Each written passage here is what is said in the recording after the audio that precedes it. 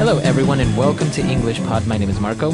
And my name is Catherine, and today we're talking about some very interesting stories. We're going to learn some words for stories or tales, but specifically, what kind of stories, Marco? They're popular stories that you hear maybe through emails or maybe in your town. There's some particular story about maybe a ghost or many different things that they're kind of hard to believe, but that happened a long time ago and people still talk about today. And they're scary. Yeah, normally. They're kind of scary. So let's listen to today's dialogue, hear some interesting stories, and when we come back, we'll be talking more about what these words and phrases mean.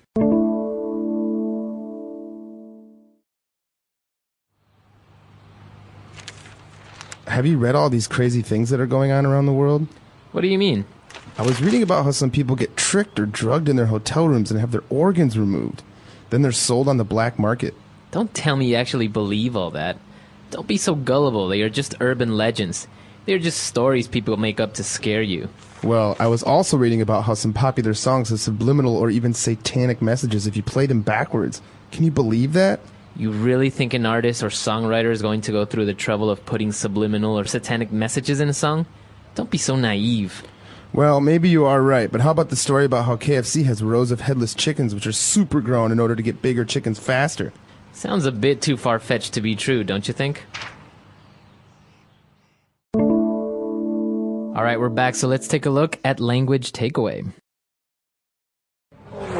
Language takeaway. So here on Language Takeaway today, we have some words that'll help us understand the dialogue. The first word is drugged. So I was reading about how some people get drugged in their hotel rooms. That's right. So if you get drugged, it means that someone gave you some drugs in order to make you sleepy or in order for you to not remember what happened. All right. So he was drugged means someone gave him a drug. Something that made him go to sleep. Right. And it's not necessarily always a bad thing because obviously if you go to the hospital, the doctor may drug you in order to, not so you don't feel so much pain or something. Exactly. If you're in an accident, you're in a lot of pain, the doctor drugs you so you don't feel that pain. That's right. All right. So this person is drugged, and then what happens? Well, his organs were removed. All right, so an organ is a noun, it's a thing. Those are actually the things that are inside our body. Right, so your heart, liver, your pancreas, kidneys, etc. These are all organs. And this is basically the category for the part of the body. It's anything really inside your body that has a function. Okay, so this is supposedly this story is that people, usually tourists, they get tricked or drugged and then they get their organs removed. Now, what kind of a story is this, Marco? Because it's not just a normal story. Right. All of these stories that we saw in the dialogue are called urban legends. Okay, urban has to do with cities, right? Legend is a story that may or may not be true. That's right. It comes from a long time ago. Right. So an urban legend is actually a story that is probably not true that you hear from other people, like your friends. That's right. So usually most of these stories fall under this category. They're urban legends. You don't really know if they're true, but people say it happened to a friend of theirs from a long time ago or stuff like that. Exactly. So a friend of a friend of a friend of mine told me that in hotels, sometimes they take your organs. Well, obviously, that's not true. Right. All right. So after that, we have two great adjectives for describing people who like to believe stories like this. What are those two adjectives? Well, we have the adjective to be gullible and to be naive. All right, so they're a little bit different. To be gullible means to believe everything that people tell you. Right. So if you're gullible, you pretty much believe anything you see or you hear. Yeah, so maybe your friend says, did you know Michael Jordan is coming to the office tomorrow? Right, and you believe it, then you're very, very gullible. Very gullible. You believe what people tell you. But naive is similar. It's similar, but I guess it has a little bit of a different meaning in the sense that it's not that you're so gullible, but you wholeheartedly trust people. So you're naive, you're innocent. You're innocent. Maybe you don't have a lot of life experience. So you trust people, and you can call a person naive. You say, well, he's very naive about these kinds of things. I guess that's the main key, right? That or the main point is that you don't really have too much life experience, so that's why you're naive. That's right. And just be careful, because gullible and naive are things that we say about people, but they're not nice things. They're not compliments. Right. So you shouldn't really say it to someone directly, like in the dialogue. Exactly. Okay. Maybe as a joke, but not seriously. Okay. So we have the great adjectives, way to describe people. And lastly, we also have something else that how to describe the situation. Maybe it's too far-fetched. It's too difficult to believe. So far-fetched, this is a great word. It means basically that something is very difficult to believe, like you say. For example, the story about Michael Jordan. Michael Jordan is coming tomorrow. You say, oh, that's pretty far-fetched. Right. It means I don't really think that could happen. Right. So something that is far-fetched is difficult to happen or very, very unlikely to happen. Very unlikely. Okay. So, very good. We've had, we saw 5 keywords there. Let's take a break and listen to the dialogue again.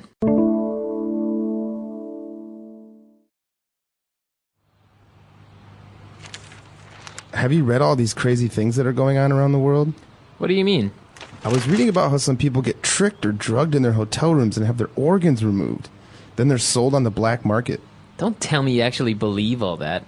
Don't be so gullible. They are just urban legends. They're just stories people make up to scare you. Well, I was also reading about how some popular songs have subliminal or even satanic messages if you play them backwards. Can you believe that? You really think an artist or songwriter is going to go through the trouble of putting subliminal or satanic messages in a song? Don't be so naive. Well, maybe you are right, but how about the story about how KFC has rows of headless chickens which are super grown in order to get bigger chickens faster? Sounds a bit too far-fetched to be true, don't you think? All right, let's take a look now at a couple of phrases on Fluency Builder. Fluency Builder. Now, in Fluency Builder today, we're going to start out with the story about organs, this urban legend.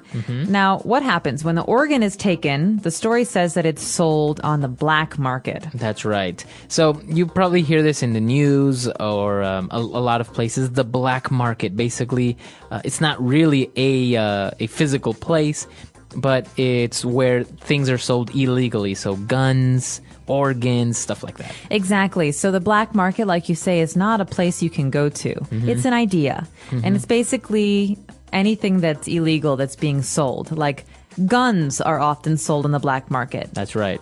Sometimes stolen cars are sold on the black market. Also, organs can be sold on the black market. And this is a serious problem because obviously all of this is illegal. That's right. So the black market is where all this happens. Now, moving on to the next urban legend that we actually didn't really talk about too much is how many people believe that popular songs have subliminal or satanic messages in them. All right, so let's take a look at the word subliminal first. We all know what a message is, right? It's something that's told to us. But a subliminal message is something that is told to us without us knowing. That's right. So it goes into your mind, but you don't even know it, right? So it's something that a lot of people believe in because they think that marketing people or big businesses are trying to control our behavior. That's right. So I could say very quietly, Marco, buy me dinner. And that's a subliminal Marco message. says, hey, I was thinking about getting everyone dinner tonight. And then that's basically a way to control your actions. That's and right. so whether or not this is possible, That's another discussion. that's another discussion. But, so yeah, that's basically, a lot of people say that some TV commercials or ads have these subliminal messages that are trying to convince you or persuade you into maybe consuming that product. Exactly. But they're a little bit different from satanic messages. That's right. So that's basically dealing with Satan or the devil. That's right. So the idea that there are satanic messages means that they're messages about the devil, about how maybe God does not exist, or that you should do evil, not good. Right. So they're very dark and very kind of angry messages. Yeah, I think they talk about, for example, I'm not sure which song it is, but like by Ozzy Osbourne, that if you play it backwards, supposedly there's this message that says, worship the devil and stuff like that. So that's where these urban legends come from. But obviously, it's either coincidence or not true, right? That's right. So we've got these messages that are also an urban legend, but the final one is about KFC. So KFC would be Kentucky Fried Chicken. Mm-hmm. And what is the legend? The legend is about their food. That's right. They say that they don't really have real chickens. They take chickens and they just super grow them. The chickens are super grown in order for them to get bigger and faster, and that's basically that they don't really have heads. They just have some hoses that go into their bodies and feed them, and in 4 weeks you have a chicken. That's disgusting. That's disgusting. It's the idea is super grown chickens, and so they're basically they're not real chickens. Right. That's what the legend says, is that they're not. I mean, they really are, but they're not like naturally grown. Usually a chicken takes 3 months to grow or something. Yeah. All right. That's disgusting. I don't even want to talk about that. But the idea of super growing is like using chemicals to do something that's not natural. That's right. Chemicals or hormones and stuff. So they use it, for example, on plants. You can super grow a plant by adding fertilizer and vitamins and stuff to the soil that makes it grow faster. Or maybe you have bigger carrots than normal, bigger potatoes because they're super grown. That's right. Mm-hmm. So, all right. That's a lot of great stuff. Let's take a listen to the dialogue one last time.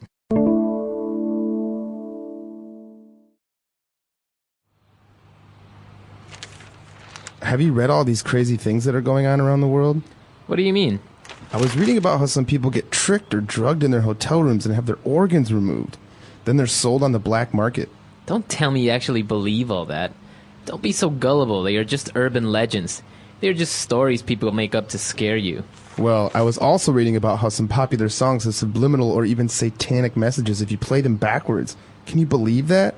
You really think an artist or songwriter is going to go through the trouble of putting subliminal or satanic messages in a song? Don't be so naive. Well, maybe you are right, but how about the story about how KFC has rows of headless chickens which are super grown in order to get bigger chickens faster? Sounds a bit too far-fetched to be true, don't you think? All right, so all these urban legends, they are, obviously most of them, if not all of them, are untrue. But they're very popular. Why do you think that is? I think people like to believe these stories. They're gossipy. Mm-hmm. They're scary. You get to make your friends kind of, nervous about stuff. But I think also we don't trust a lot of these things because we've heard for years and years and years and years about subliminal messages, right, and marketing strategies, right, or about these kind of hidden messages in songs. So there's part of us that wants to believe them, but the other part is that you hear it enough, you start to believe it. Right. Because, I was reading up on a couple of them, and the most recent ones are about how, they make the connection about how Nostradamus predicted the 9/11 incident, or how Coca-Cola is actually the one that invented Santa Claus. Mm-hmm.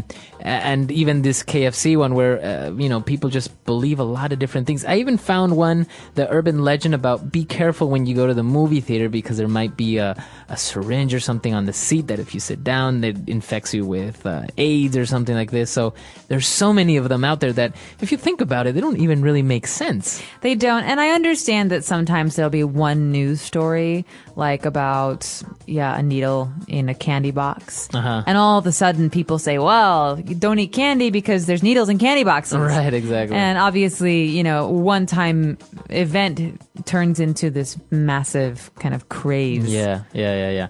But it is interesting, especially with this whole topic of subliminal messages. I do remember that actually there was a marketing campaign that was banned in movie theaters when the previews before the actual movie came mm-hmm. on. They supposedly they had the sound or maybe on the screen somebody opening up a Coke can. Really? And the smell of Coke actually coming into the theater, and that was kind of like subliminal marketing, making people want to go get a Coke. Definitely. Well, we used to pump the exhaust from the popcorn maker when I worked in a movie theater throughout the lobby. There you so go. everyone smells it, and it smells so good. So everyone wants to buy it. Buy popcorn. Oh yeah, we would totally use that. So yeah, that is a way of like, I guess it is subliminal because you're not directly telling them to buy it, but you are just giving them You're all suggesting Yeah. it through audio or visual or oratory cues. Right. And then you have the opportunity to sell them the most expensive popcorn they'll ever buy. Exactly. $12 for a bag of popcorn. All right. So it's a very interesting topic. Let us know if you have any comments or questions about it. You can find us at englishpod.com. We hope to see you guys there. All right, Bye. bye.